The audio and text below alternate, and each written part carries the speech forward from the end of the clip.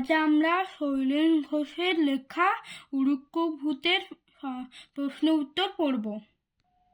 প্রথম প্রশ্ন, এক কথার উত্তর দাও। একের দাগের 1 নম্বর প্রশ্ন, ভূতকে প্রথমে কে দেখতে পেয়েছিল? উত্তর, ভূতকে প্রথমে দেখতে পেয়েছিল কাকছানা। 2-এর দাগে প্রশ্ন, 1-2, কাকের ছানাটা কোন গাছের ডালে বসেছিল? উত্তর, কাকের ছানাটা নিম গাছের ডালে বসেছিল।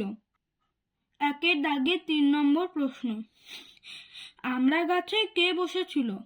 উত্তর, আমড়া গাছে বসেছিল হুতুমুখ পেঁচা। 1-এর দাগে 4 নম্বর প্রশ্ন, কে কুটকুট করে বেগুন গাছের কচি পাতা খাচ্ছিল? উত্তর, একটা গুটি পোকা কুটকুট করে বেগুন গাছের কচি পাতা খাচ্ছিল। 2 নম্বর, 3-4টি বাক্যে উত্তর দাও। 2 দাগের 1 নম্বর প্রশ্ন, ভূতের চেহারা কেমন ছিল?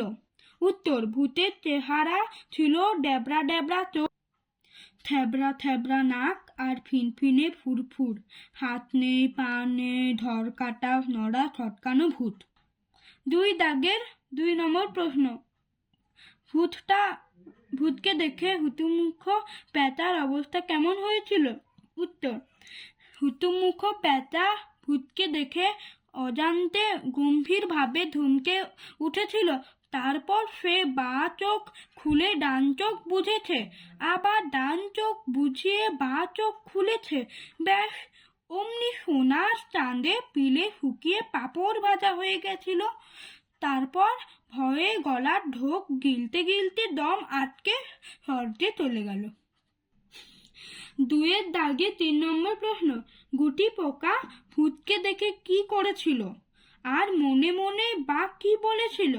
উত্তর, গুটি পোকা ভূতকে দেখে এদিক থেকে ওদিক ঘুরে বসেছিল আর মনে মনে বলেছিল ভূত না আরো কিছু। 2-এর দাগে 4 নম্বর প্রশ্ন, বৃষ্টি নামার পর ভূতের অবস্থা কেমন হয়েছিল?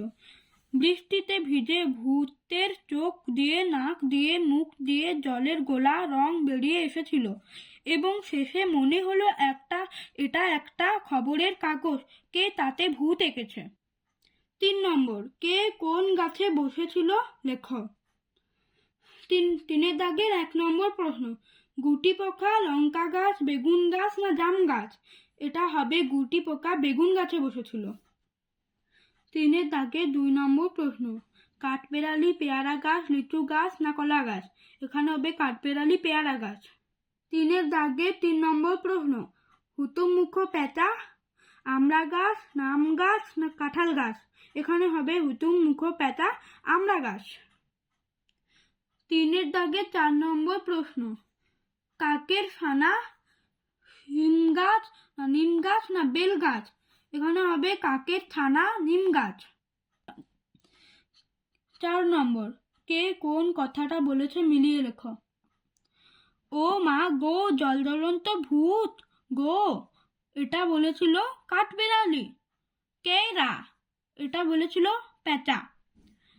কে এ কান্না করছিল এর কাকছানাটা। ছাই ভূত না আর কিছু, ওটা বলেছিল গুটি পোকা। 5 নম্বর, শূন্যস্থান পূরণ করো। পাশে ঝুড়িতে যে শব্দগুলো আছে তার সাহায্য নাও। শব্দ ঝুড়িতে দেখি কি কি দিয়েছে। বেগুন, খবরের, ঝড়ের, পর্দা। 5-এর দাগের 1 নম্বর প্রশ্ন, হুতুমুখ পেঁচা বা চোখের পর্দা ফেলে ডান চোখ খুলে রেখেছিল। এখানে তাহলে শূন্যস্থানে পর্দা হলো। 5-এর দাগে 2 নম্বর প্রশ্ন, কাঠবেড়ালি পেয়ারা গাছের ডাল জড়িয়ে ঝড়ের হাওয়ার দোল খাচ্ছিল। এখানে তাহলে শব্দস্থানে ঝড়ের হলো। 5-এর দাগে 3 নম্বর প্রশ্ন, ভূতটা আসলে কাকুর খবরের কাগজের ছেঁড়া পাতায় আঁকা ছিল। এখানে তাহলে শূন্যস্থানের খবরের হলো।